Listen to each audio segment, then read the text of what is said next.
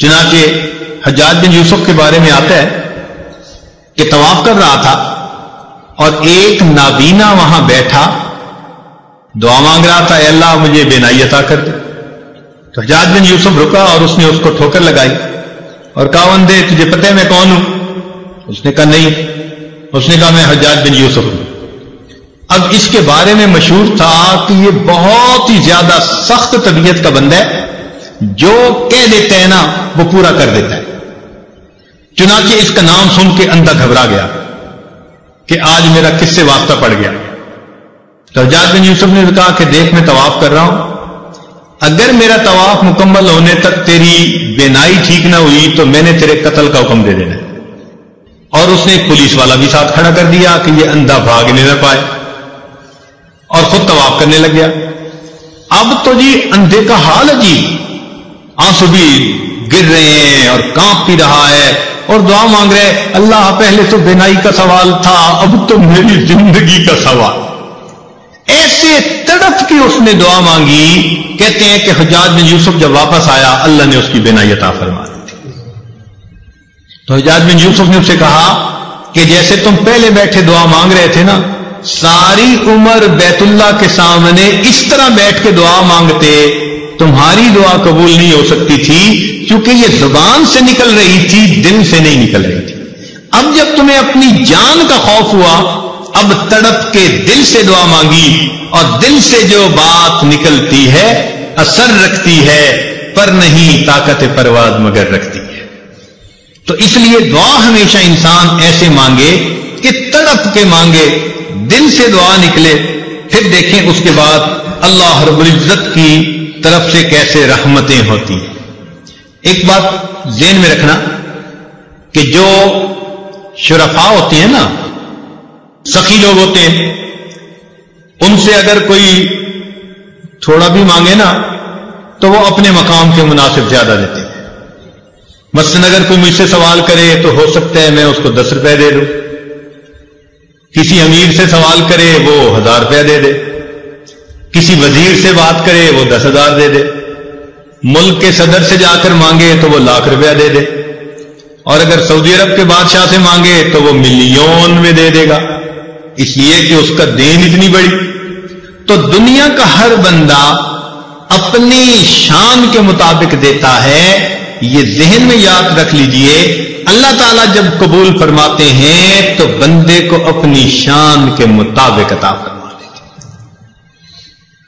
وہ اتنے کریم پروردگار ہیں۔ چنانچہ بندے کے یعنی مانگنے والے کا دامن چھوٹا اور دینے والے کی دین بڑی ہوتی ہے۔ جس نے بھی مانگا، مجھے بچپن کا ایک واقعہ یاد ہے۔ ایک محلے کا دکاندار تھا اور میرے والد صاحب کے ساتھ اس کے بڑے اچھے تعلقات دوستانہ تھے۔ جب کبھی اس دکاندار سے میں کوئی چیز سودا لینے جاتا تو وہ سودا بھی تول دیتا، اور جب وزن پورا ہو جاتا تو کچھ اوپر بھی ڈال دیتا۔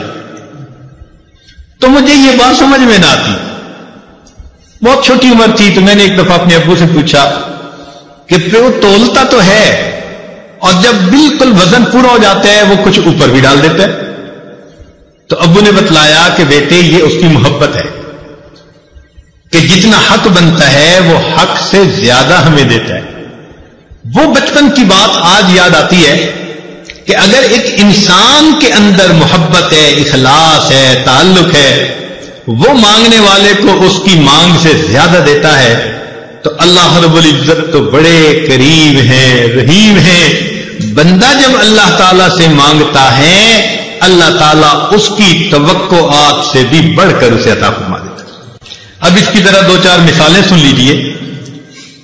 حضرت ابراہیم علیہ السلام اپنی بیوی سیدہ ہاجرہ رضی اللہ تعالی عنہ اور اپنے بیٹے اسماعیل علیہ السلام کو ملک شام سے لے آئے اور انہوں نے مکہ مکرمہ میں آ کر آباد کیا۔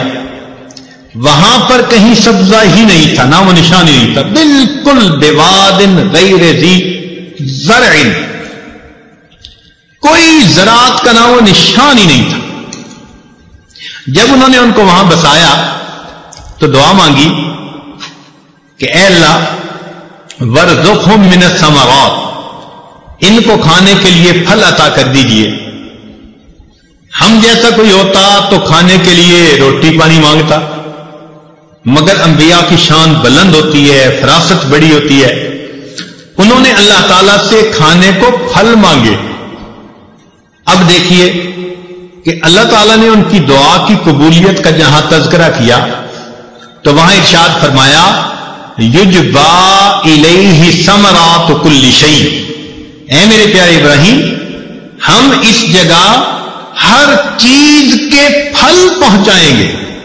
حالانکہ ثمرات الاشجار کہہ دیتے تو بھی بات ٹھیک تھی کہ درختوں کے پھل، اور مانگنے والے کی نیت تو درختوں کے ہی پھل تھی نا، مگر جب دینے والے نے دینے کا اعلان کیا تو ثمرات الاشجار نہیں کہا، ثمرات کل شیء، ہر چیز کا ثمر پہنچے گا۔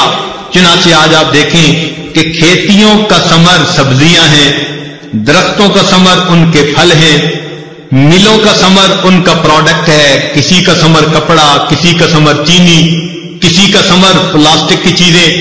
تو پوری دنیا میں جو ثمر بھی کہیں سے نکل رہا ہے اللہ تعالیٰ اس کو اس مکہ مکرمہ کے دیش میں پہنچا رہے ہیں۔ انسانوں کا ثمر ان کی اولاد ہوتی ہے، اور دیکھو انسان اپنی اولاد کو وہاں بھیجنے کے لیے دعائیں مانگے، جی دعا کرو میرے بیٹے کا سعودی عرب میں کام بن جائے۔ ہم اپنے دل کے ثمر کو بھی وہاں بھیجنے کے لیے تیار۔ تو دیکھیے انہوں نے تو درختوں کے پھل مانگے، اللہ نے ہر چیز کا پھل اس جگہ پر پہنچا دی۔ دوسری مثال، بی بی آسیہ، فرعون کی بیوی، جب اس نے ایمان قبول کر لیا، فرعون کو پتا چلا تو اس نے پہلے وارننگ دی، اور جب اس کو پتا چلا کہ یہ پکی ہے تو اس نے کہا کہ دیکھ میں تمہیں اس محل سے ذلیل کر کے نکال دوں گا۔